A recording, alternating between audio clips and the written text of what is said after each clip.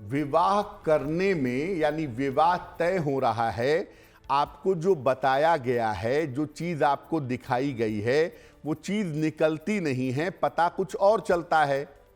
विवाह करने में धोखा बहुत आम बात है। लोग अपनी कमियों को छुपा लेते हैं, लड़के वाले लड़की वाले, और विवाह करने में धोखा होता है। कब होता है ऐसा? अगर आपकी कुंडली में राहु का संबंध सप्तम भाव से हो या शुक्र से हो तो विवाह करने में अलर्ट हो जाइए, क्योंकि विवाह करने के मामले में आपके साथ धोखा हो सकता है। राहु का संबंध कुंडली में चंद्रमा या सूर्य से हो तो ऐसी दशा में भी विवाह करने के मामले में धोखा हो सकता है। विवाह संबंधों में बहुत ध्यान रखना चाहिए। अगर इस तरह की बात कुंडली में है, राहु का इन्फ्लुएंस ज्यादा है, तो आप जब भी विवाह तय कर रहे हैं, लड़का कैसा है, लड़की कैसी है, इसका जांच पड़ताल करके तभी विवाह करिएगा। और अगर राहु का प्रभाव ज्यादा होता है तो विवाह करने के मामलों में धोखा होता ही है। लोग जो बता करके दिखा करके शादी करते हैं, आमतौर पर विवाह के बाद पता चलता है कि ऐसा कुछ भी नहीं है। क्या उपाय करें कि विवाह करने में आपके साथ धोखा ना हो? पहला, बिना कुंडली मिलाए विवाह बिल्कुल मत करिएगा।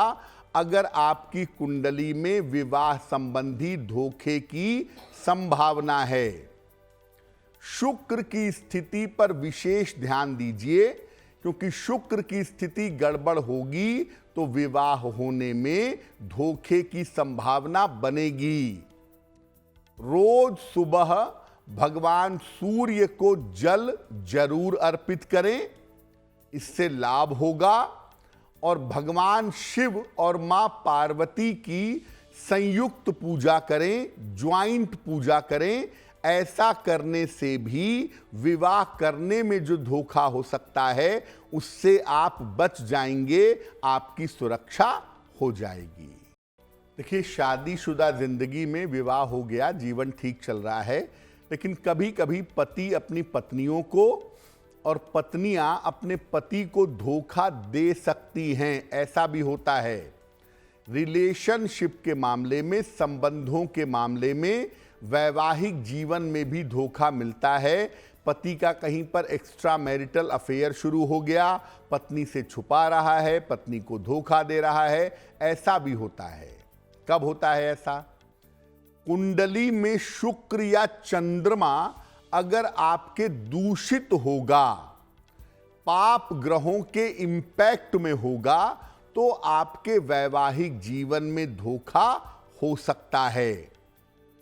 राहु अगर लग्न में या द्वादश भाव में बैठा हो तो ऐसी स्थिति में भी आपके वैवाहिक जीवन में धोखा हो सकता है। बृहस्पति अगर दूषित हो, बृहस्पति अगर खराब ग्रहों के प्रभाव में हो तो भी आपके वैवाहिक जीवन में धोखा हो सकता है। जिनकी कुंडलियों में इस तरह के कॉम्बिनेशंस होते हैं, उन्हें अपने जीवन साथी के द्वारा वैवाहिक जीवन में धोखा मिल जाता है। क्या उपाय करना चाहिए? अगर आपके वैवाहिक जीवन में धोखे की संभावना है या आपको धोखा मिल रहा है तो आप क्या उपाय करेंगे? रोज सवेरे सूर्य देव को जल अर्पित करिए। रोज सुबह एक बार विष्णु सहस्त्र नाम का पाठ करिए या विष्णु सहस्त्र नाम सुनिए। साढ़े साती और ढैया के मामले में विशेष सावधानी रखिए। आपकी साढ़े साती चल रही है, ढैया चल रही है, आपके पति या पत्नी की तरफ से आपको धोखा मिल सकता है, सावधान रहें। और अगर वैवाहिक जीवन में धोखा मिल रहा है या धोखे की संभावना है तो सलाह लेकर के एक पन्ना या एक पुखराज अगर आप धारण करें तो आप वैवाहिक जीवन के धोखे से बच जाएंगे। देखिए, धोखे से बचने के लिए आप बहुत सारे उपाय कर सकते हैं जिससे आपको प्रेम में धोखा ना मिले, विवाह में ना मिले, पैसों के मामले में ना मिले, यानी किसी भी तरह का धोखा आपको जीवन में ना मिले। इससे बचने के लिए क्या करना चाहिए? किसी भी तरह के धोखे से अगर आप बचना चाहते हैं तो रोज सुबह सूर्य भगवान को जल अर्पित करिए, सादा जल, प्लेन वाटर।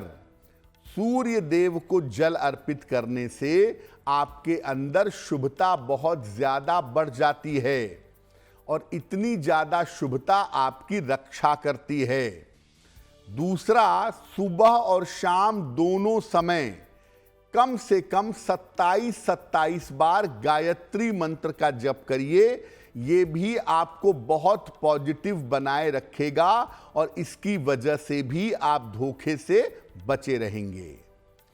तीसरे नंबर पर एक पन्ना या एक पीला पुखराज, दोनों में से कोई एक रत्न अगर आप धारण करते हैं सलाह लेकर के, तो ये भी आपका प्रोटेक्शन करेगा, आपकी बुद्धि सही समय पे काम करेगी और आप धोखे से बचे रहेंगे। एस्ट्रो तक ऐप पर आपको मिलेगा भविष्य से जुड़े हर सवाल का जवाब। डाउनलोड कीजिए एस्ट्रो तक ऐप और चुटकी में जुड़िए इंडिया के बेस्ट एस्ट्रोलॉजर से।